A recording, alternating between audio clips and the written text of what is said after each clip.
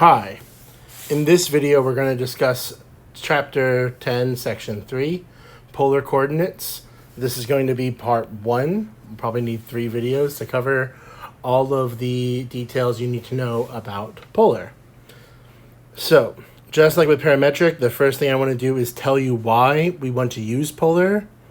They're going to be very useful. Polar coordinates are very useful for describing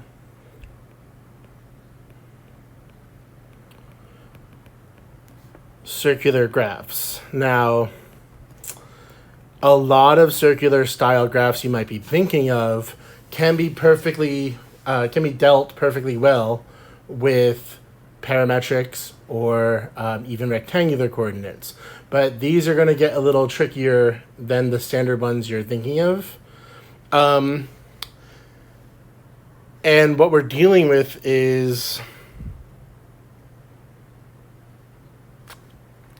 and then the second thing I want you to know is it's going to redefine the coordinate system.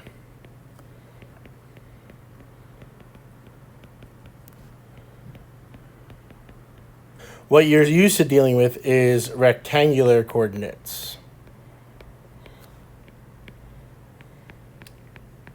This is the system you've been dealing with for the last, however many years of your school system. You have x comma y. We have an x-axis and a y-axis. And every point can be given a coordinate in terms of how far it is along the x and how far it is along the y, making a little rectangle. You guessed it. And in polar, what we're going to do is we're just going to pick a special point, call it the pole, have a line extending from the pole. This should be a horizontal line extending from the pole, called the polar axis. And then every single point is going to be defined by some sort of amount of rotation away from the polar axis, a theta, along with a specific distance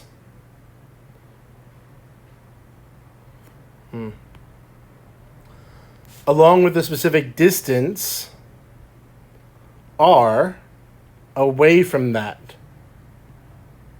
And so the point would be r comma theta. So I'm going to write some of the notes down about what that picture is showing you. We'll have a pole. In terms of fitting these systems together, we'll usually put the pole at the origin. And in rectangular coordinates, we're talking about 0, 0. We have the polar axis, and in terms of translating again, this will be what was the positive x-axis. R is the distance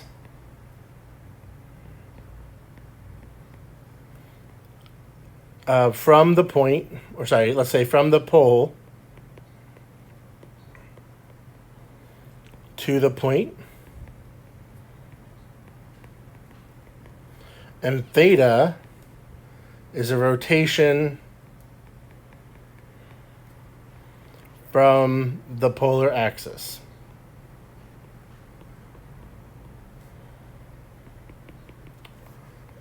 So before we start graphing, I'm going to say 2 more quick notes. One is that if theta were greater than 0, if theta was positive, that refers to a counterclockwise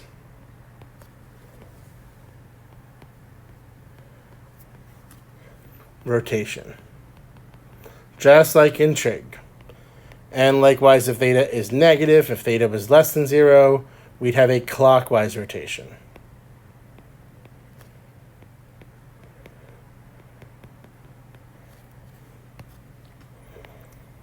And we want to talk about r in a very similar way.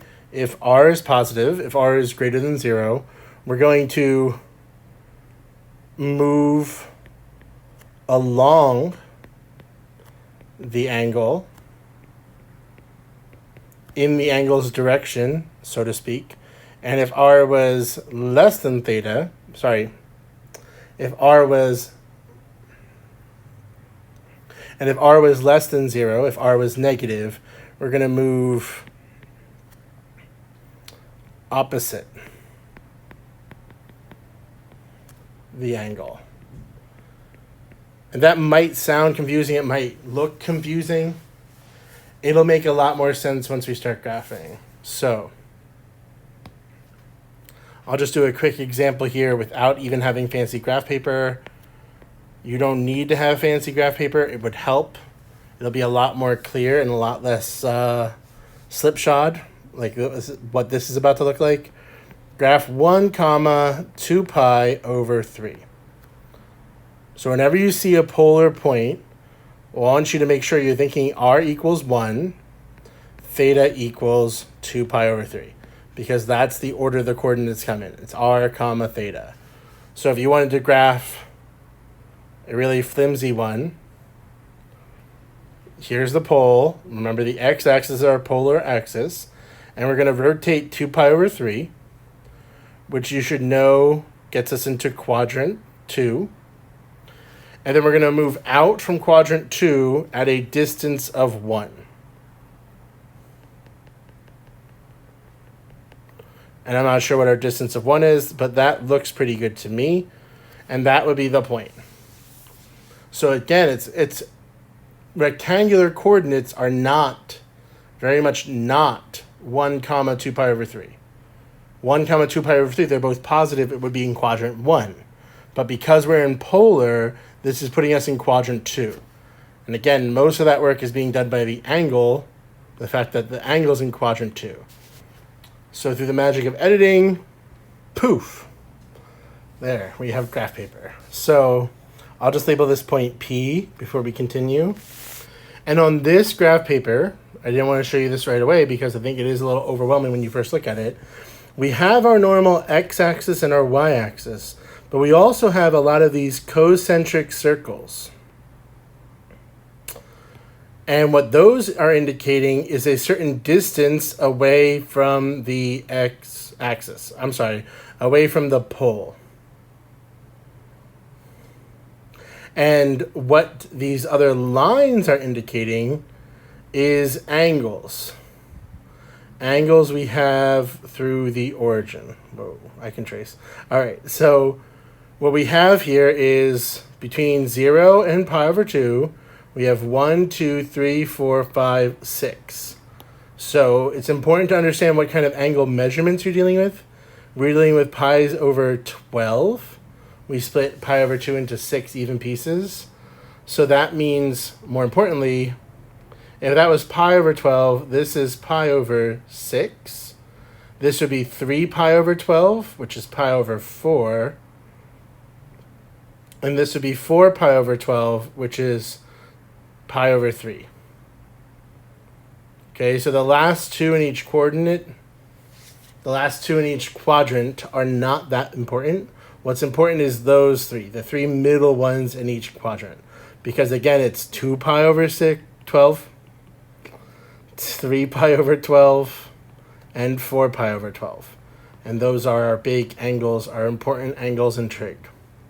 So what I'm going to do is I'm going to go to 2 pi over 3, which is all the way over here. This is 2 pi over 3. You can check my math and count. It should be 8 pi over 12 by that point. We're going to go out 1 along the radius. So that's a radius of 1 and an angle of 2 pi over 3. Okay, it's a lot more precise with something like this. Although, to be honest, I think it looks a lot less neat. I'm going to have to make sure I edit our other ones along the on the fly. Let's say I graph Q, which will be 3 comma negative pi over 4. So R is 3. That means I want a radius of 3. I want to choose the circle with the radius of 3 on my diagram. And my angle should be negative pi over 4. And I'm pretty sure you all have trig beaten into your heads enough that you know negative pi over 4 is the clockwise rotation. So we're going to start from the x-axis. We're going to go clockwise. until I get to pi over 4, which just like in quadrant 1, should be the 1, 2, 3, 4. Wait, sorry, the 1, 2, 3, the third 12th I get here. And 1, 2, 3, this is negative pi over 12. And I want to go out 1, 2, 3. Clean up the straight mark, and there's point Q. I think it looks too ugly. I'm just going to say that's Q. Okay, right there. I'll do a couple more here, just so we can see what each thing together is doing. Let's graph point R at negative 2, comma, pi over 3. So if you've been sleeping through the first part of this video, make sure you pay attention right now, because we're going to talk about what this negative radius could possibly mean. Because again, depending on your trig teacher, someone may have told you that radius can never be negative in the unit circle. So what does it mean here? So I go to my pi over 3. That's this orientation. This line would represent a positive pi over 3 direction. Just to be clear, moving along the angle, this is positive, let's get rid of that blue, positive 1, positive 2, positive 3. So what does negative mean? It means instead of going toward the angle, and the angle we would want, we're going to go away. We're going to go negative 1, sorry, there, the little blue dot, negative 2, negative 3. Negative 1, 2, 3. It's still the same line that's cutting through the origin, but I'm going in the opposite direction. So again, that's 1, 2, 3. And that third one is what I mean when I say point R. All right. Obviously, things can get more complicated. I'll just do one more. Let's call it point S at negative 4, negative 3 pi. Okay, so R is negative 4, and we worry about that last. Negative 3 pi. Where does negative 3 pi put us? So again, used to our angle rotation, this would be 0. Going in reverse, this is negative pi. We do another full rotation, or another half rotation, to get to negative 2 pi. And this is another way of representing negative 3 pi back over here on the negative x-axis. So when I'm highlighting now in yellow, that would be the direction of my actual angle, negative 3 pi. And I'm going to go back along that 1, 2, 3. Oh, 1, 2, 3, 4. I can count. 4. And that would be point S. So it gets a little twisted, a little circular. You'll be fine. Just practice, practice, practice. Before I go too much further, I will say a really important thing. We try, as you might have guessed after doing all that, we try to keep R positive.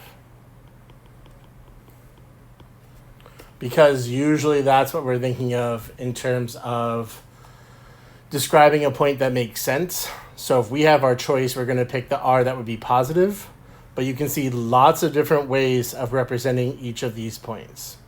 Okay? Let's go on. So we're going to talk about how to convert from polar to rectangular. And this will actually allow us to go back the other way once we finish all this work. But right now I'm going to say, well, we have a polar axis, a pole, an angle, and this guy some distance r. Now, if we're saying it's connecting a point that's also not just r theta, but it's also represented in x comma y, then we have our same rectangular coordinates. we would know that this length is y and this length is x. Right? So what we have is, in our normal way, we would have that sine of theta is y over r, and cosine theta is x over r. Adjacent over hypotenuse, opposite over hypotenuse. If we multiply both sides by r, we would get r sine theta equals y, and r cosine theta equals x. And that's all there is to it in terms of getting from polar to rectangular. So again, this is, r and theta, and you want x and y. You could just substitute into this formula. Going back the other way, so if we knew or know x and y, it's going to be more complicated. So this is rectangular to polar. You would start using stuff like, oh, well, we have a right angle. We have the Pythagorean identity then, that x squared plus y squared equals r squared. And again, you could solve for that for r. Again, we're picturing we know x and y. And notice that this, we're choosing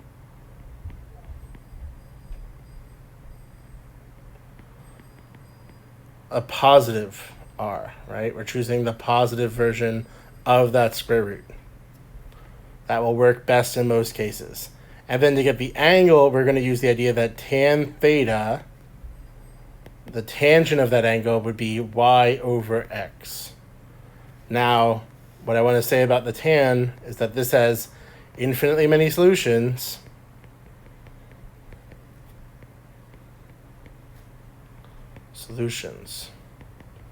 So we want to be careful. Choose correct one for your quadrant. And you'll see how that works in general. I also want to put a warning that arctan, a lot of students from pre-calc think this is how you do it. Doesn't work.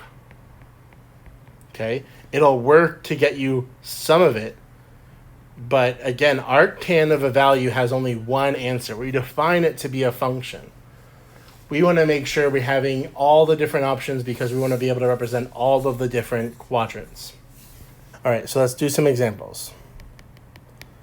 If someone asked me to convert 4, let's just say pi over 6 to rectangular, the implication is that the angle they gave me is in polar.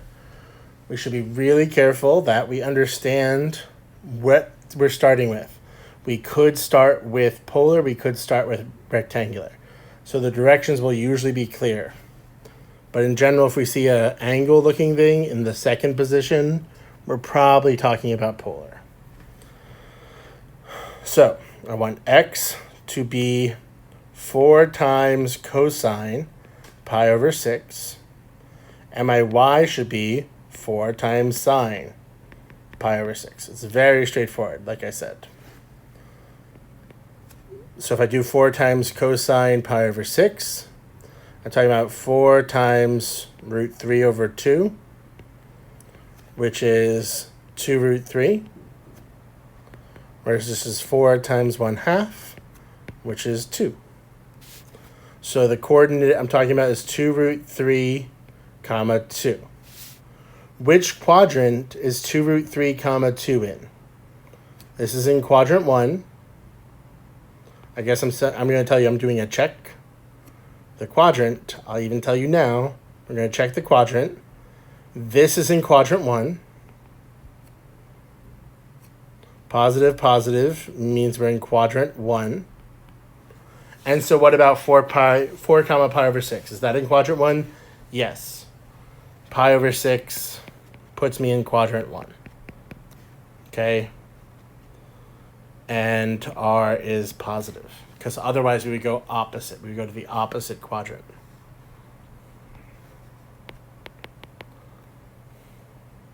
You'll see here we have negative root 2 comma pi over 4. Again, to rectangular. Now be careful. Let's think about what quadrant this should be in. So pi over 4 is quadrant 1.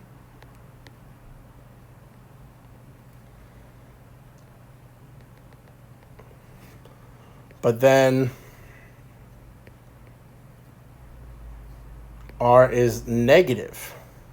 So we wanted to go in the opposite direction. So we're talking about quadrant 3. And let's see if our equations do that for me. We have x equals negative root 2 cosine pi over 4. Y equals negative root 2 sine pi over 4. Which is x equals, give me negative 1.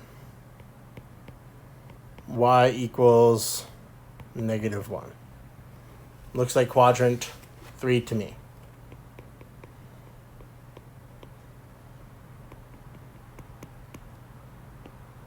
That's the answer, just to be clear. I'm not talking about quadrant 3 is the answer. I'm saying, okay, we have this coordinate. Let's just make sure we end up in the same correct spot. So again, going this way, you probably can't lose.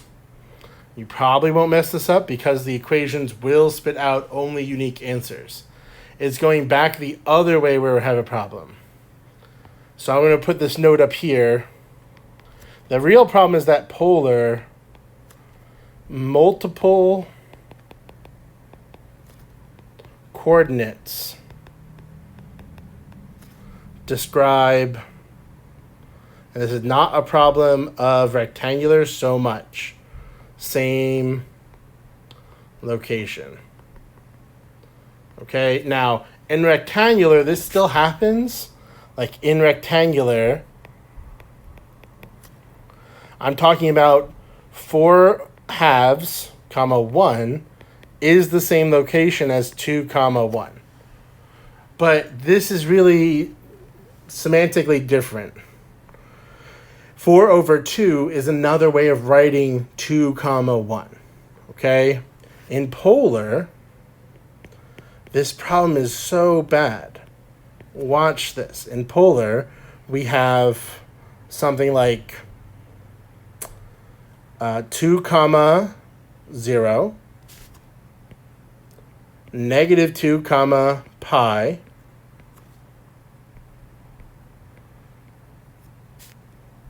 negative 2, comma, let's say negative 2, comma, negative 3 pi,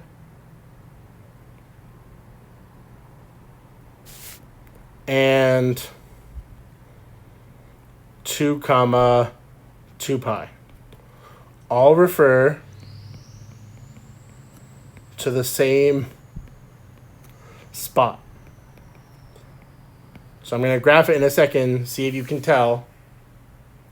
The nice thing about polar, pause the video if you haven't picked a spot yet. The nice thing about polar, and I'm putting nice in quotes you just can't see, is that 2, comma 0 is the giveaway, right? This angle is 0.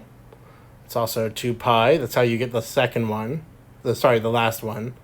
And what about pi? Well, if we went pi, but we went back 2 spaces, right? Or negative 3 pi. So this is also negative pi. It's also negative 3 pi. And then again, back 2 spaces. So they all refer to the same exact point while having completely different numbers. It's not like, oh, 4 over 2 is 2. It's really wild. And you have to be very careful. So this is the danger, that all of these spots can refer to the same spot. All of these coordinates can refer to the same spot. I can talk. So example. We're just going to be really careful. I guess before I do the example, I'm going to say, so we try to pick r is positive, and theta is between 0 and 2 pi. That would narrow down the options. You're used to trig. That really does describe only one set of coordinates. But this is by no means the only one. I just want to emphasize that one more time. If we pick the thing I outlined in blue here, if I do pick r greater than 0 and, r greater than or equal to 0, or else you're not done, and then 0 less than or equal to theta less than or equal to 2 pi, you really will get one unique set of coordinates. So, -1, 1 to polar. Okay, so again, this is x, this is y. And we have x squared plus y squared in terms of the square root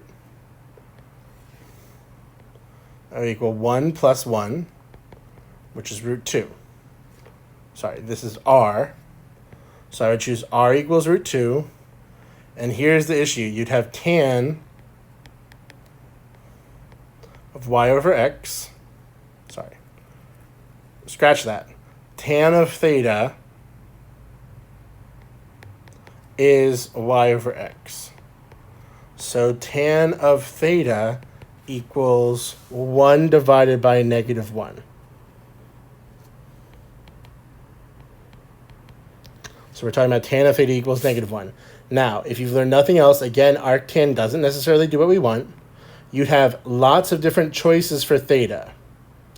So think about all students take calculus, our mnemonic for knowing which coordinates are positive. So tan is only positive in quadrant 3 and quadrant 1. So having a negative tan means we're in quadrant 4 or quadrant 2. And here's the big idea. We're going to, which quadrant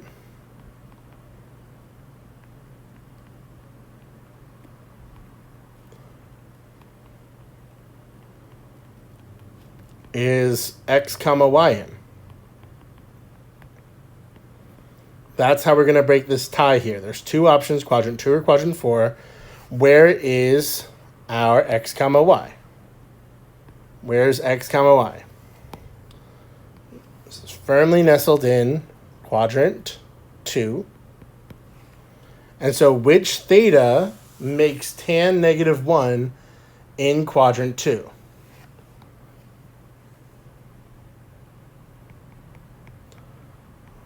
So we have 3 pi over 4, we have 7 pi over 4. And again, if you're lacking imagination here of how this goes, you really have lots more than this. You have 11 pi over 4. You have the 15 pi over 4. But if we eliminate the ones bigger than 2 pi, the only one in quadrant 4 is this one. So these two become our coordinates, and I know it's really messy. I'll write the next one nicer. We have root 2 r first, and then 3 pi over 4. But there are lots of other options to get us to this point. I'm going to say that one more time. This is not unique. This is just as unique as we can get to make the problems easier to do. One more example of what's going on here. We're going to convert 2 comma -2 root 3 to polar. So you can go ahead and try it out on your own now. The first thing we would do is, again, this is x and this is y. Hopefully that's really easy for rectangular. You've been doing it your whole life, maybe. So r should be the square root of x squared plus y squared. And if you apply that formula carefully, you should be getting 4 plus 12, which is root 16, which is 4. So r equals 4. Check.